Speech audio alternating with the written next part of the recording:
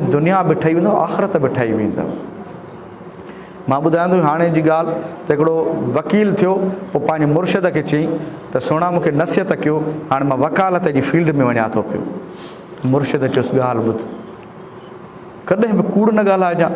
हाणे वकील थो थिए, उनखे साईं नसीहत थो करे पियो त कॾहिं बि कूड़ न ॻाल्हाइजांइ ऐं कूड़ो केस न खणजांइ। हाणे ॾिसो था दुनिया भरी कूड़ सां पई आहे, कूड़ो केस न खणे। की हा मुर्शिद मां मुकमल यकीन कंदुसि हिन ते, मुकमल अचे थी ज़हन में ॻाल्हि सम्झ में। छो जो असां इंसान जेके आहियूं न, असांजे मथे में टिकण में ॻाल्हि देरि सां सम्झ में ईंदी आहे। तमामु जॾहिं उहो क़बर ताईं पहुचंदा, हा उहो भेण हीउ वक़्तु ईअं गुज़री वियो, मथे में ॻाल्हि देरि सां सम्झ में ईंदी आहे। अलाए हितां थी वञे, अलाए ओॾा मथां गुज़री थी वञे, ख़बर नथी पवे। पोइ वकील उन नौजवान हिमत कई कि मुर्शिद चयो आहे, न ते मां अमल ज़रूरु कंदुसि।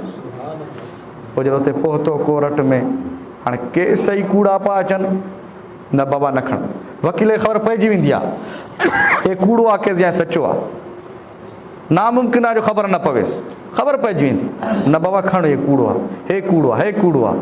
हाणे को केस बि न पियो खणे, न फीस न कुझु न छा, बुख उञ, घर वारा तंग कनिसि, तूं करे छा थो पियो, दोस्त मेणा ॾियणसि, हे तूं करे छा थो, फलाणो वकील हेॾो पहुचियो, हे ईअं थियो, हीअं थियो, तूं हिते मेणा टोंकूं तंज़ इहे ज़माने में थींदी आहे।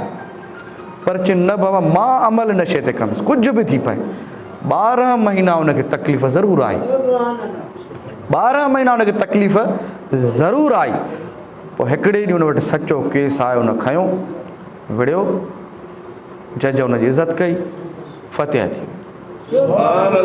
वरी उड़ियो थोरो ॿियो को सचो केस आयो, खयईं, फ़तेह थी वई। पोइ जज बि सम्झण लॻा, हुनजी एॾी इज़त थियण लॻी, सचे माण्हू इज़त हूंदी आहे। जज बि सम्झण लॻा त हीउ शख़्स जेको केस खणी थो अचे हीउ सचो आहे। पोइ हुनखे हाज़िरियूं न पिया ॾियनि, हिक ई हाज़िरी में, ॿी हाज़िरी में केस खटी पियो वञे।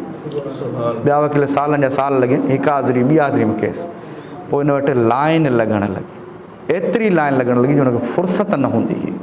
चवण मतिलबु ज़िंदगीअ में जेकॾहिं सच ॻाल्हाईंदव, सच जी राह ते हलंदव, इंशा अल्लाह ताला कामयाबु थी वेंदव।